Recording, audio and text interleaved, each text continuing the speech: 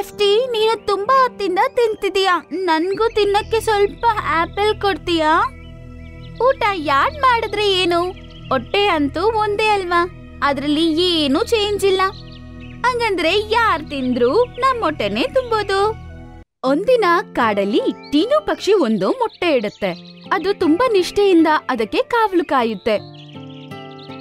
ಕೊನೆಗೆ ತುಂಬಾ ದಿನ ಕಾವಲು ಕಾದ ನಂತರ ಆ ಮೊಟ್ಟೆ ಒಡೆಯೋ ದಿನಾನೂ ಬರುತ್ತೆ. ಅದು ಮೊಟ್ಟೆ ಒಡೆಯೋ ದಿನ. ಸ್ವಲ್ಪ ಆ ಕಡೆ ಈ ಕಡೆ ಅಲ್ಲಾಡಿ ಆ ಮೊಟ್ಟೆ ಒಡೆದೋಗುತ್ತೆ. ಅದರಿಂದ ಒಂದು ಪಕ್ಷಿ ಆಚೆ ಬರುತ್ತೆ. Tweet tweet tweet. ಟೀನುಗೆ ಆ ಚಿಕ್ಕ ಪಕ್ಷಿ ನೋಡಿದ ತಕ್ಷಣ ಆಶ್ಚರ್ಯ ಆಗುತ್ತೆ.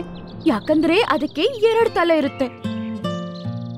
ಅಂದ್ರೆ ಅವ್ 2 ಬೇರೆ ಬೇರೆಯಾಗಿ ಮಾತಾಡಕ್ಕಾಗುತ್ತೆ. ಮತ್ತೆ ಇಬ್ಬರು ಮೈಂಡ್ ಸಹ ಬೇರೆ ಬೇರೆ. ಟೀನು ಅದರ ಹೆಸರು ಟ್ವಿನ್ಸ್ ಅಂತ ಇಡುತ್ತೆ.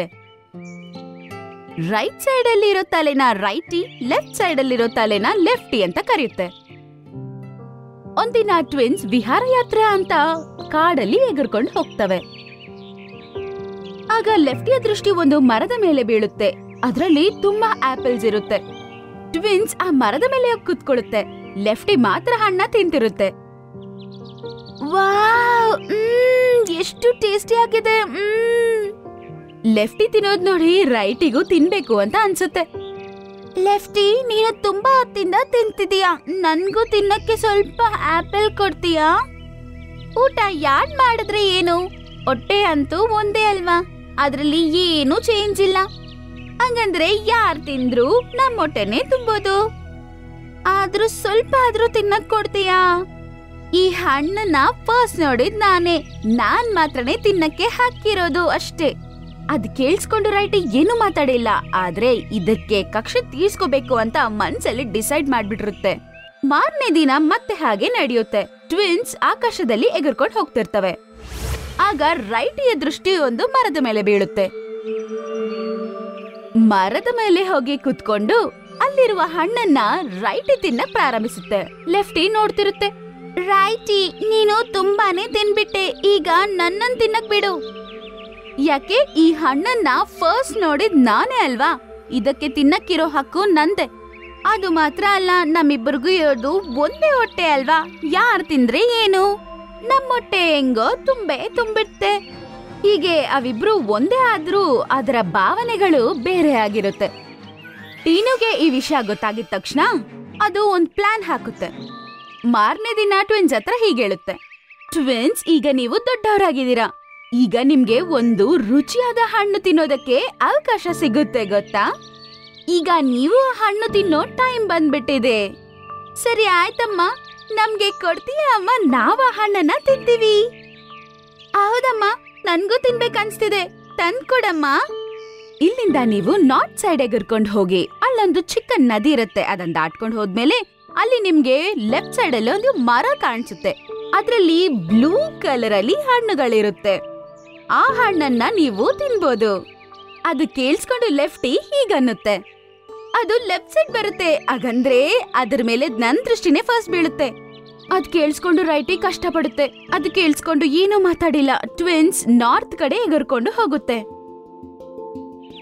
ತುಂಬಾ ಹೊತ್ತಾದ್ಮೇಲೆ ಟೀನು ಪಕ್ಷಿ ಹೇಳಿರುವ ಮರ ಅವುಗಳಿಗೆ ಕಾಣಿಸುತ್ತೆ.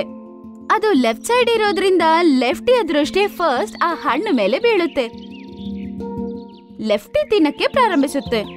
ಅರೆ ವಾ, ಇದು ಎಷ್ಟು ಚೆನ್ನಾಗಿದೆಯೋ, ತಿಂತಿದ್ರೆ ಮಜಾ ಬರ್ತಿದೆ. ಅದ್ ಕೇಳಿಸ್ಕೊಂಡು ರೈಟಿ ಏನು ಹೇಳಿಲ್ಲ.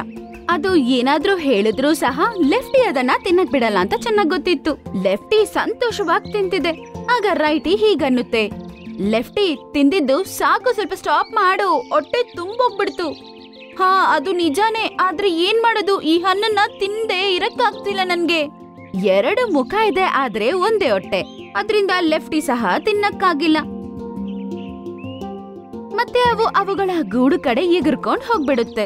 ಟ್ವಿನ್ಸ್, ಆ ಹಣ್ಣು ಹೇಗಿತ್ತು? ಟೇಸ್ಟಿಯಾಗಿತ್ತಾ? ಹೌದಮ್ಮ, ತುಂಬಾ ಚೆನ್ನಾಗಿತ್ತು, ತುಂಬಾ ಟೇಸ್ಟಿಯಾಗಿತ್ತು ಅಮ್ಮ. ಆದ್ರೆ ನನ್ನ ಇದು ತಿನ್ನಕ್ಕೆ ಬಿಟ್ಟಿಲ್ಲ. ಲೆಫ್ಟಿ, ಯಾಕಂಗ್ ಮಾಡ್ದೆ? ಅಮ್ಮ, ನಾನ್ ಲೆಫ್ಟ್ ಸೈಡ್ ಅಲ್ಲಿದ್ದೀನಿ. ಅದರ ಮೇಲೆ ದೃಷ್ಟಿ ಫಸ್ಟ್ ನಂದೇ ಬಿದ್ದಿದ್ದು. ಅದಕ್ಕೆ ಆ ಹಣ್ಣನ್ನ ತಿನ್ನೋ ಅಧಿಕಾರ ನನಗ್ ಮಾತ್ರನೇ ಇದೆ.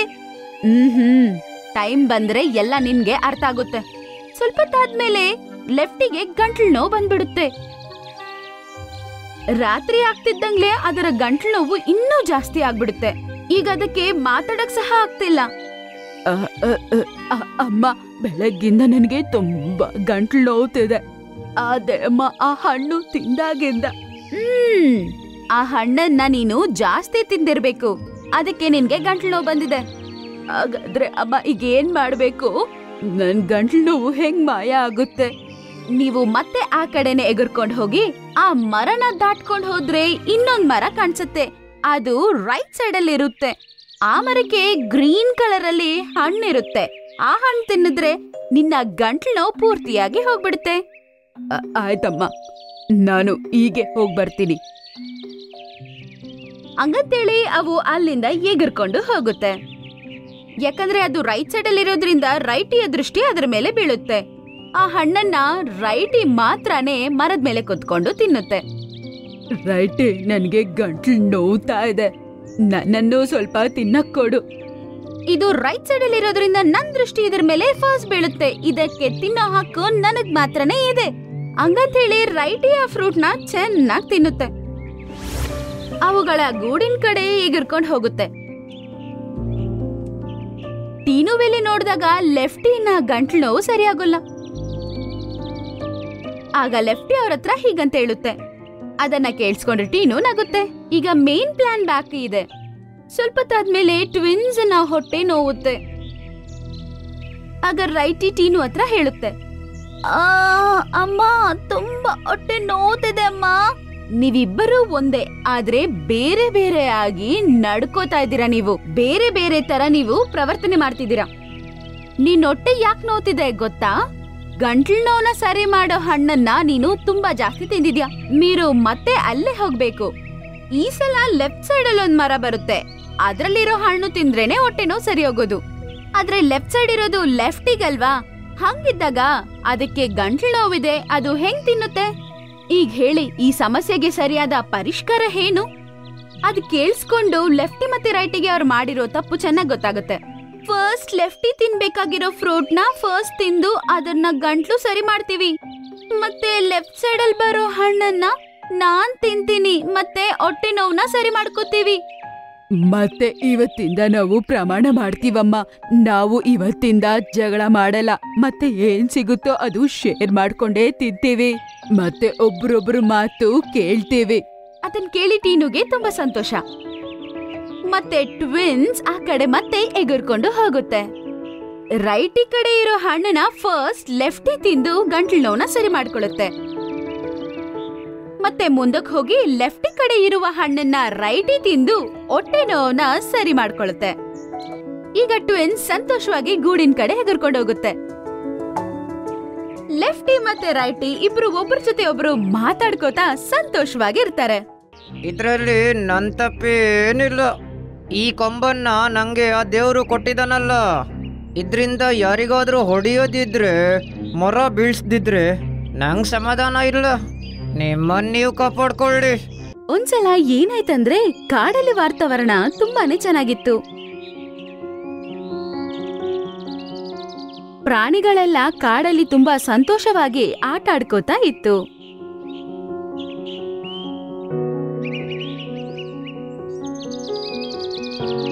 ಆಗ ಭೂಮಿಯಲ್ಲಿ ಭಯಂಕರವಾದ ಶಬ್ದ ಒಂದು ಕೇಳಿಸುತ್ತೆ.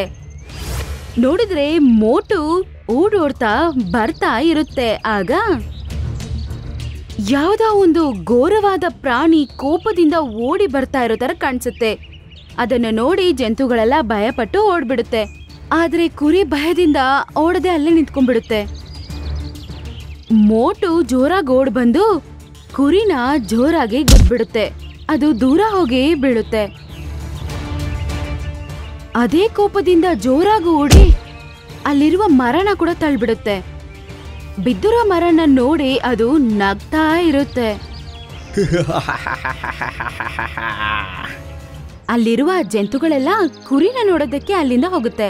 ಅವರು ಬರೋದನ್ನ ನೋಡಿ, ಕುರಿಮರಿ, ನಿಂಗೇನೋ ಆಗಿಲ್ಲ ತಾನೆ? ಕುರಿ ನೋವ್ನಲ್ಲೂ ಎದ್ದು ನಿಂತ್ಕೊಂಡು ಅವ್ರ ಹತ್ರ ಹೀಗೆ ಹೇಳುತ್ತೆ, ಇಲ್ಲ ತಾಗಿಲ್ಲ, ಆದ್ರೆ ತುಂಬಾ ನೋಯ್ತಿದೆ. ಮೋಟು, ನೋಡ್ಕೊಂಡು ಓಡೋಕ್ಕಾಗಲ್ವಾ ನಿಂಗೆ? ಕುರಿಮರಿಗೇನಾದ್ರೂ ಆಗಿದ್ದಿದ್ರೆ? ನೀನ್ ಯಾವಾಗ್ಲೂ ಹೀಗೆ ಮಾಡ್ತೀಯ. ಯಾವ್ದಾದ್ರೂ ಪ್ರಾಣಿಗಳಿಗೆ ನೋವು ತೋರಿಸ್ತೀಯ, ಮತ್ತೆ ದಿನಾಲು ನಿನ್ನಿಂದ ಯಾವ್ದಾದ್ರೂ ಮರ ಬಿದ್ದೇ ಬೀಳುತ್ತೆ. ಇದರಲ್ಲಿ ನನ್ನ ತಪ್ಪೇನಿಲ್ಲ. ಈ ಕೊಂಬನ್ನ ನಂಗೆ ಆ ದೇವರು ಕೊಟ್ಟಿದ್ದಾನಲ್ಲ, ಇದರಿಂದ ಯಾರಿಗಾದ್ರೂ ಹೊಡೆಯೋದಿದ್ರೆ, ಮರ ಬೀಳ್ಸ್ದಿದ್ರೆ ನಂಗೆ ಸಮಾಧಾನ ಇಲ್ಲ. ನಿಮ್ಮನ್ನು ನೀವು ಕಾಪಾಡ್ಕೊಳ್ಳಿ. ನಿಂಗ್ ಸರಿ ಕಾಣಿಸಲ್ಲ ಅನ್ಸುತ್ತೆ. ನಂಗೆ 2 ಹಲ್ಲಿದೆ, ನಿನ್ನ ಕೊಂಬಿಗಿಂತ ದೊಡ್ಡದು. ಇದ್ರಿಂದ ನಾನು ಯಾವತ್ತೂ ಯಾರಿಗೂ ತೊಂದರೆ ಮಾಡಿಲ್ಲ, ಮತ್ತೆ ಕಾಡಲ್ಲಿ ಮರಾನೂ ಬೀಳ್ಸಿಲ್ಲ ನಾನು, ಗೊತ್ತಾ? ನೀನ್ ಯಾಕೆ ಹೀಗ್ ಮಾಡ್ತೀಯ? ಅದು ನಿನ್ ಟೆನ್ಷನ್ನು, ಆದ್ರೆ ನಂಗೆ ತುಂಬಾ ಖುಷಿಯಾಗುತ್ತೆ. ಹಂಗಂತ ಹೇಳಿ ಅಲ್ಲಿಂದ ಅದು ಹೋಗ್ಬಿಡುತ್ತೆ. ಇದನ್ನ ಕೇಳಿ ಅಲ್ಲಿರುವ ಪ್ರಾಣಿಗಳಿಗೆ ತುಂಬಾನೇ ಕೋಪ ಬರುತ್ತೆ. ಈ ಮೋಟು ಎಲ್ಲರಿಗೂ ತೊಂದರೆ ಕೊಡ್ತಾನೆ, ಮತ್ತೆ ಕಾಡಲ್ಲಿರೋ ಮರ ಎಲ್ಲ ಬೀಳ್ಸಿ ಅದನ್ನ ಹಾಳು ಮಾಡಾಕ್ತಾನೆ. ದೇವ್ರೇ, ಇವನಿಂದ ಯಾವಾಗ ಮುಕ್ತಿ? ಆದ್ರೆ ಜಿಂಕೆ ಅಲ್ಲಿರುವ ಪ್ರಾಣಿಗಳಿಗಿಂತ ತುಂಬಾ ಬುದ್ಧಿವಂತೆ. ಅದನ್ನ ಏನ್ ಮಾಡ್ಬೇಕು, ಏನ್ ತಪ್ಸ್ಕೋಬೇಕು ಅಂತ ಯೋಚನೆ ಮಾಡುತ್ತೆ. ಒಂದಿನ ಆನೆ, ಕುರಿ ಮತ್ತು ಜಿಂಕೆ ಕಾಡಲ್ಲಿ ನಡ್ಕೊಂಡು ಹೋಗ್ತಾ ಇರುತ್ತೆ.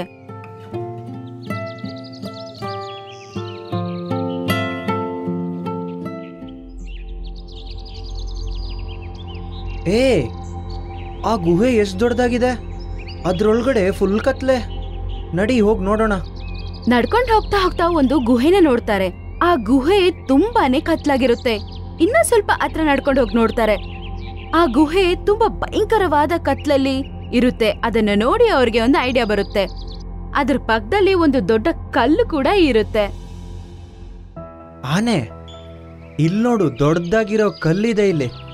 ಇದನ್ನ ಅಲ್ಲಾಡ್ಸಕ್ ಆಗುತ್ತಾ ನಿಂಗೆ? ಇದು ತುಂಬಾ ದೊಡ್ಡದಾಗಿದೆ, ನಾನೊಂದ್ಸರಿ ನೋಡ್ತೀನಿ ಬೇಕಾದ್ರೆ. ಹಂಗಂತೇಳಿ ಆನೆ ಆ ಕಲ್ಲತ್ರ ಹೋಗಿ ಆ ಕಲ್ಲನ್ನ ತಳ್ತಾ ಇರುತ್ತೆ. ಆ ಕಲ್ಲು ಗುಹೆಯ ಬಾಯಿ ಹತ್ರ ಬರ್ತಿದ್ದಂಗ್ಲೆ ಜಿಂಕೆ ಹೀಗನ್ನುತ್ತೆ, ಸಾಕು, ಈಗ ನಿಲ್ಸು. ಅದು ಕೇಳಿಸ್ಕೊಂಡು ಆನೆ ನಿಲ್ಸ್ಬಿಡುತ್ತೆ. ನೋಡು, ಆ ಗೇಂಡಾಮೃಗದಿಂದ ನಮಗಿನ್ನೂ ಮುಕ್ತಿ ಸಿಗುತ್ತೆ. ಹಾ, ನಿನ್ ಮಾತು ನಂಗೆ ಅರ್ಥ ಆಗ್ತಾ ಇಲ್ಲ. ಅದನ್ ಕೇಳಿ ಜಿಂಕೆ ಎಲ್ಲ ಐಡಿಯಾನ ವಿವರಿಸಿ ಅವ್ರ ಹತ್ರ ಹೇಳುತ್ತೆ. ಸಾಯಂಕಾಲ ಆಗಿದ ತಕ್ಷಣ ಯಾವಾಗಿನ ತರನೇ ಆಡ್ಕೋತಾ ಇರ್ತವೆ. ಆಗ ಭೂಮಿಯಲ್ಲಿ ಮತ್ತೆ ಭಯಂಕರವಾದ ಶಬ್ದ. ಆಗ ಅವ್ರಿಗೆ ಚೆನ್ನಾಗ್ ಅರ್ಥ ಆಗತ್ತೆ ಈ ಖಡ್ಗಮೃಗ ಓಡ್ ಬರ್ತಿದೆ ಅಂತ. ಎಲ್ಲರೂ ಒಂದೇ ಕಡೆ ನಿಂತ್ಕೊಂಡಿರ್ತಾರೆ. ಮೋಟು ಭಯಂಕರವಾಗಿ ಓಡ್ ಬಂದು ಒಂದ್ ಗಿಡನ ತಳ್ತಾನೆ. ತಳ್ಳಿ ಅಲ್ಲೇ ನಿಂತ್ಕೊಂಡು ನಗಕ್ ಶುರು ಮಾಡ್ತಾನೆ. ಅದನ್ನ ನೋಡಿ ಬೇರೆ ಜಂತುಗಳು ಕೂಡ ನಗಕ್ ಶುರು ಮಾಡುತ್ತೆ. ಅದಕ್ಕೆ ಒಂದೇ ಆಶ್ಚರ್ಯ, ಏನು?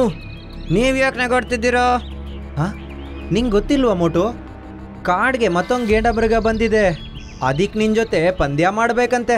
ನಮ್ಗೆ ನಿನ್ನಿಂದ ಮುಕ್ತಿ ಸಿಗುತ್ತೆ ಇನ್ನು. ನನ್ನನ್ನು ಬಿಟ್ಟು ಬೇರೆ ಯಾರಾದ್ರೂ ಇಲ್ಲಿ ಇರ್ತಾರೆ ಅನ್ಕೊಂಡ್ಯೋ? ಹಾ, ನಾವು ನೋಡಿದೀವಿ. ನಿನ್ಗಿಂತ ತುಂಬಾ ಶಕ್ತಿಶಾಲಿ ಅವನು. ಮತ್ತವನು ಹೇಳ್ದ ನಿನ್ನನ್ನು ಹೆದ್ರಿಸಿ ಇಲ್ಲಿಂದ ಓಡಿಸ್ತಾನಂತೆ. ಅದ್ ಕೇಳಿಸ್ಕೊಂಡಿದ ತಕ್ಷಣ ಮೋಟುಗೆ ತುಂಬಾನೇ ಕೋಪ ಬರುತ್ತೆ. ಹೌದಾ? ಹಾಗಾದ್ರೆ ನಾನಿಲ್ಲಿ ಅವನಿಗೆ ಕಾಯ್ತಾ ಇರ್ತೀನಿ. ಅವನನ್ನು ಕೊಂದೇ ಹೋಗೋದು ನಾನಿಲ್ಲಿಂದ. ಅದ್ ಕೇಳಿಸ್ಕೊಂಡು ಎಲ್ಲರೂ ನಗಕ್ ಶುರು ಮಾಡ್ತಾರೆ. ಆಮೇಲೆ ಹಾ, ಅವನ್ ಗುಹೆ ಗೊತ್ತು ನಮಗೆ. ನಿಂಗೆ ಧೈರ್ಯ ಇದೆಯಾ ಅವನೊಟ್ಟಿಗೆ ಕಾಂಪಿಟೇಷನ್ ಮಾಡಕ್ಕೆ? ಹಾ, ಎಲ್ಲಿದ್ದಾನ ಹೊಸ ಗೇಂಡ ಹೇಳು. ನನ್ನೊಟ್ಟಿಗೆ ಪಂದ್ಯ ಮಾಡ್ತಾನಂತಲ್ಲ, ನೋಡೋಣ. ಅದನ್ ಕೇಳಿ ಪ್ರಾಣಿಗಳೆಲ್ಲ ಒಬ್ಬರನ್ನೊಬ್ರು ನೋಡ್ಕೊಂಡು ಸಂತೋಷ ಪಡ್ತವೆ. ಅವ್ರ ಐಡಿಯಾ ಕೆಲ್ಸ ಮಾಡ್ತಿದೆ ಅಂತ ಅವ್ರಿಗೂ ಅನ್ಸುತ್ತೆ. ಅದು ಅವ್ರನ್ನ ಕರ್ಕೊಂಡು ಗುಹೆ ಹತ್ರ ಹೋಗುತ್ತೆ. ಏನ್ ಮೋಟೋ, ಅವನನ್ನ ಕರಿಯಕ್ಕೆ ಹೆದರಿಕೆ ಆಗ್ತಿದ್ಯಾ? ಅದಕ್ಕೆ ಕೇಳಿಸ್ಕೊಂಡು ಮೋಟುಗೆ ತುಂಬಾ ಕೋಪ ಬರುತ್ತೆ. ಗುಹೆ ಹತ್ರ ಹೋಗಿ ಕಿರ್ಚುತ್ತೆ. ಏ ಗಂಡು, ದಮ್ಮಿದ್ರೆ ನನ್ನ ಹತ್ರ ಬಂದು ಹೋರಾಡಲೇ. ಅದನ್ ಕಿರ್ಚಿದ ತಕ್ಷಣ ಒಳಗಡೆಯಿಂದ ಅದ್ರ ವಾಯ್ಸೆ ಅದಕ್ಕೆ ಮತ್ತೆ ಕೇಳಿಸುತ್ತೆ. ಏ ಗಂಡು, ದಮ್ಮಿದ್ರೆ ನನ್ನ ಹತ್ರ ಬಂದು ಹೋರಾಡಲೇ. ಅರೆ ನೋಡು, ನಿನ್ನನ್ನೇ ಅವನು ಒಳಗಡೆ ಕರಿತಾ ಇದ್ದಾನೆ. ನಿಂಗೆ ಒಳಗಡೆ ಹೋಗೋಕೆ ಹೆದರಿಕೆ ಆಗ್ತಿದ್ಯಾ? ನಾನು ಈಗಲೇ ಒಳಗಡೆ ಹೋಗಿ ಅವನನ್ನು ಸೋಲ್ಸಿ ಬರ್ತೀನಿ. ಮತ್ತೆ ನಿಮಗೆಲ್ಲ ಗೊತ್ತಾಗುತ್ತೆ ನಾನು ಎಷ್ಟು ಶಕ್ತಿಶಾಲಿ ಅಂತ. ಹಂಗಂತೇಳಿ ಮೋಟು ಗುಹೆ ಒಳಗಡೆ ಕೋಪದಿಂದ ಓಡೋಗುತ್ತೆ. ಆಗ ಜಿಂಕೆ ಆನೆ ಹತ್ರ ಈಗನ್ನುತ್ತೆ, ಆನೆ, ಬೇಗ ಈ ಕಲ್ಲನ್ನ ಸರಿಸಿ ಗುಹೆ ಮುಖಾನ ಬಂದ್ ಮಾಡು. ಆ ಮಾತ್ ಕೇಳಿ ಆನೆ ಕಲ್ಲತ್ರ ಹೋಗಿ ಅದನ್ನ ತಳ್ಳೋದಕ್ಕೆ ಶುರು ಮಾಡುತ್ತೆ. ಮೋಟು ಕೋಪದಿಂದ ಒಳಗಡೆ ಓಡೋಗ್ತಿರುತ್ತೆ. ಅದಕ್ಕೆ ಕಾಣಿಸೋದು ಬರೀ ಕತ್ಲು ಮಾತ್ರ, ಬೇರೇನೂ ಇಲ್ಲ. ಎಲ್ಲೋದೆ ನೀನು? ನಾನು ನಿನ್ ಗುಹೆಗೆ ಬಂದಿದ್ದೀನಿ. ಎದುರಿಗೆ ಬರಲ್ವಾ ನೀನು? ಎಲ್ಲಿ ಹೊಡ್ಕೊಂಡಿದ್ಯೋ? ನಾನಿಲ್ಲಿಗೆ ಬಂದಾಗಿದೆ, ಮುಂದಕ್ಕೆ ಯಾಕೆ ಬರ್ತಾ ಇಲ್ಲ? ಮತ್ತೆ ಅದರ ವಾಯ್ಸ್ ಮತ್ತೆ ಅದಕ್ಕೆ ಕೇಳಿಸುತ್ತೆ. ಆಗ ಅಲ್ಲಿ ಏನ್ ನಡೀತಿದೆ ಅಂತ ಅದಕ್ಕೆ ಚೆನ್ನಾಗ್ ಅರ್ಥ ಆಗುತ್ತೆ. ಅದಕ್ಕೆ ತುಂಬಾನೇ ಕೋಪ ಬರುತ್ತೆ. ಗುಹೆಯ ಬಾಗಿಲ್ ಕಡೆ ಹೋಗೋದಕ್ಕೆ ಶುರು ಮಾಡುತ್ತೆ. ಆನೆ ಆ ಕಲ್ನ ಗುಹೆಯ ಬಾಗಿಲತ್ರ ತಳ್ಕೊಂಡ್ ಬರ್ತಾ ಇರುತ್ತೆ. ಮೋಟು ತುಂಬಾ ವೇಗವಾಗಿ ಓಡೋಡ್ತಾ ಬರ್ತಿರ್ತಾನೆ. ಅದು ಬರಕ್ ಮುಂಚೆನೆ ಗುಹೆ ಬಾಗಿಲನ್ನು ಆನೆ ಆ ಕಲ್ಲಿಂದ ಮುಚ್ಚಿಬಿಡುತ್ತೆ. ಆದ್ರೂ ಅದು ಕೋಪದಿಂದ ಓಡೋಡ್ತಾ ಬಂದು ಆ ಕಲ್ಲನ್ನ ತಳ್ಳಕ್ ಟ್ರೈ ಮಾಡುತ್ತೆ. ಆದ್ರೆ ಆ ಕಲ್ಲನ್ನ ತಳ್ಳಕ್ಕಾಗಿಲ್ಲ. ಇದನ್ ಸರ್ಸಿದನ್ನು ನಂಗೆ ಚಳ್ಳೆ ಹಣ್ಣು ತಿನ್ಸಿ ನೀವಿಲ್ಲಿ ಕಳ್ಸಿದ್ದೀರಲ್ಲ. ನೀನು ಈ ಗುಹೆ ಹೊರಗಡೆ ಬಂದ ನಂತರನೇ ನಮ್ಮ ಹತ್ರ ಮಾತಾಡು ಮೋಟು. ಹಂಗಂತೇಳಿ ಪ್ರಾಣಿಗಳೆಲ್ಲ ನಗಕ್ ಶುರು ಮಾಡುತ್ತೆ. ತುಂಬಾ ಒಳ್ಳೇದಾಯ್ತು ಜಿಂಕೆ, ನಿನ್ನಿಂದಾಗಿ ಈ ಗೇಂಡನಿಂದ ನಮಗೆ ಮುಕ್ತಿ ಸಿಕ್ಕಿದೆ. ನಿಜವಾಗ್ಲು ಜಿಂಕೆ, ಒಳ್ಳೆ ತಲೆ ಓಡಿಸಿ ಇವನನ್ನ ಮಂಗ ಮಾಡ್ದೆ ನೀನು. ಜಿಂಕೆ ನಗ್ತಾ ಹೀಗಂತ ಹೇಳುತ್ತೆ, ನೀವ್ ಒಟ್ಟಿಗೆ ಇರ್ಲಿಲ್ಲ ಅಂದ್ರೆ ಈ ಕೆಲ್ಸ ಯಾವುದೇ ಆಗ್ತಿರ್ಲಿಲ್ಲ ಕಣ್ರೋ. ನಡೀರಿ, ಇಲ್ಲಿಂದ ನಾವು ಹೋಗೋಣ. ನಾವಿಲ್ಲಿ ನಿಲ್ಬೇಕಂತ ಯಾವುದೇ ಅಗತ್ಯ ಇಲ್ಲ ಇನ್ನು. ಅದು ಕೇಳಿಸ್ಕೊಂಡು ಜಂತುಗಳೆಲ್ಲ ಅಲ್ಲಿಂದ ಹೋಗ್ಬಿಡುತ್ತೆ.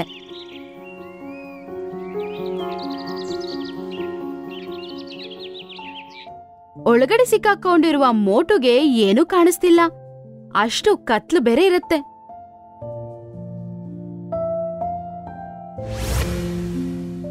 ಪಾಪ ಅದು ಇನ್ನೇನು ಮಾಡಕ್ಕಾಗ್ದೆ ಆ ಕಡೆ ಈ ಕಡೆ ಅಂತ ನಡೀತಾ ಇರುತ್ತೆ.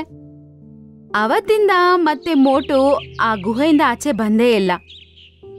ಮತ್ತೆ ಜಂತುಗಳೆಲ್ಲ ಅವತ್ತಿಂದ ತುಂಬಾ ಸಂತೋಷವಾಗಿ ಜೀವಿಸ್ತಿದವೆ.